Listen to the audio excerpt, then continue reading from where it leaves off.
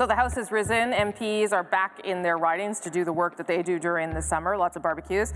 When we come back, when that issue comes back, we will be about a year away from the election when we come back in September. So we were asking all of you, what should the leaders be thinking about? Lots of questions.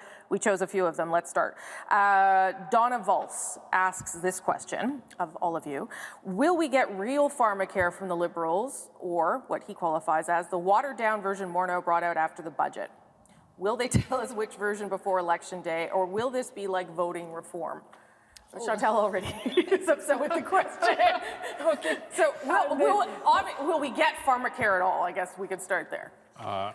I'd be astonished if they can do it in time. I think they will probably opt for something more modest than that parliamentary committee recommended of a single payer first dollar coverage. For one thing, you're dealing with the provinces, and that's always a hornet's nest, but you're also dealing with a $10 billion private industry that I don't think they want to push out in the run-up to an election. I understand the pharmacare for real and the other thing, but we've played that game with childcare. If it's not all of it, then there should be nothing of it. Yeah. And here we are. My son was 1 year old the last time, or the first time a government said we're doing childcare. Right. So at some point, I'm guessing if we're going to have this discussion, maybe you want the government to take a bite. How old is your son now? He's just had his third kid. So it's taken a while. Okay. So I would say we are going to have a watered-down version, to quote the viewer. Yes. Eric Hoskins was actually standing right here earlier this week, and he's the guy that the government has appointed to head this panel to consult on what the government would basically promise in the next election. So they're supposed to report back in the spring, and he talked about a gap, how to fix the gap. So that pretty much neglects any universal program like the NDP said at its convention that they were going to champion. Okay, next question comes from Andrew Zettel. Has Andrew Scheer's focus on the positive conservative vision been enough to counter Trudeau's comparing him to Stephen Harper? Ask her. Chantal. I'm not so sure about that focus, because we mostly see the leader of the opposition in the question period, and you wouldn't call it positive or much of a vision. But his personality and his approach to dealing with issues, going on Tout le monde en parle in Quebec, has made that comparison, I think, very hard. Looking at the by-election they just won in Quebec, Mr. Scheer will never suffer from a comparison to Stephen Harper in Quebec. Yeah. And just the passage of time.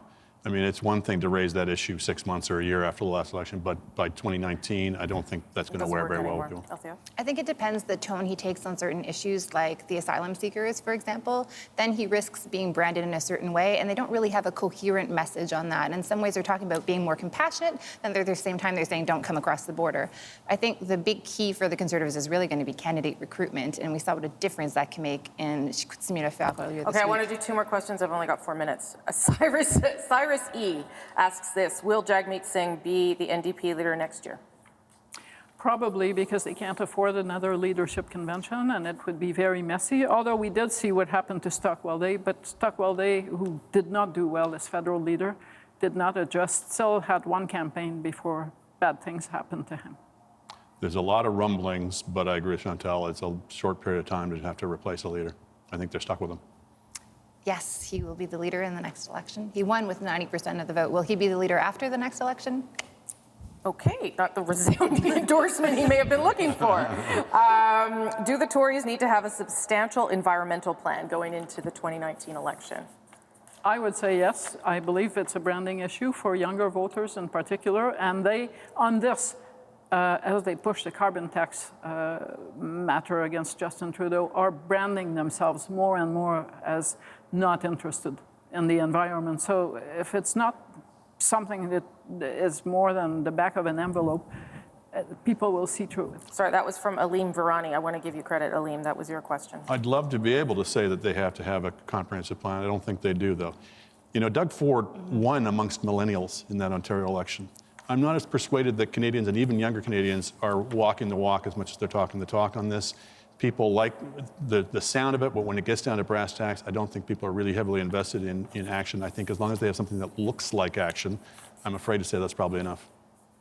I don't think so either. And I think the Doug Ford is the perfect example. Though if the Liberals actually get their act together and the price on carbon kicks in before the end of the year, and people are getting checks in provinces like Ontario, like Saskatchewan, then it's harder to say no.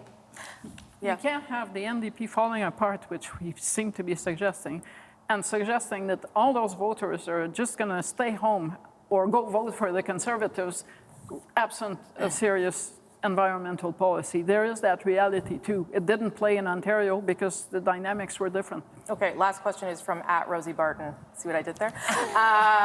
One thing you would watch for, one thing that you will watch for as a sign that they are ramping up or they're changing their strategy or something in the next year to get ready for this election, and that they have some sort of strategy for winning it.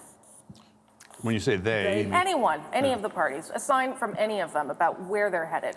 Well, I mean, the Conservatives have their policy convention in August. That's going to be an interesting bellwether of whether they just want to sort of sit back and let the government defeat itself, as oftentimes people are counseled, or whether they're actually going to produce something, an alternative proposals. I only have a minute. I think we've already seen a shift in the Liberal strategy, and it was interesting when Justin Trudeau did the pipeline, the Trump, that commentators in French and English said, this is the grown-up version of the Prime Minister. Different tone, less sunny ways, a bit more down to business, and no more India trips. No, that'll never happen again. I think we're already seeing it. Justin Trudeau is in British Columbia today. It's going to be a key part in the 2019 election. I agree. It's going to be very interesting to see how the Conservatives decide, how the membership decides to strategize for the next election, and frankly, if Andrew Scheer listens to them. Okay. Thank you. It's been a good first season. I survived, mostly because of all of you. So thank you. We'll see you. I may have to call you in August, but otherwise you can take July off. And that's that issue for this week. Thanks, everybody. As you might already know, the At Issue podcast debuted this season. That's where we put bonus topics and everything else we talk about when the cameras stop rolling. It'll be back next season. Look for it on iTunes, any major podcast app, and our website, cbcnews.ca/thenational.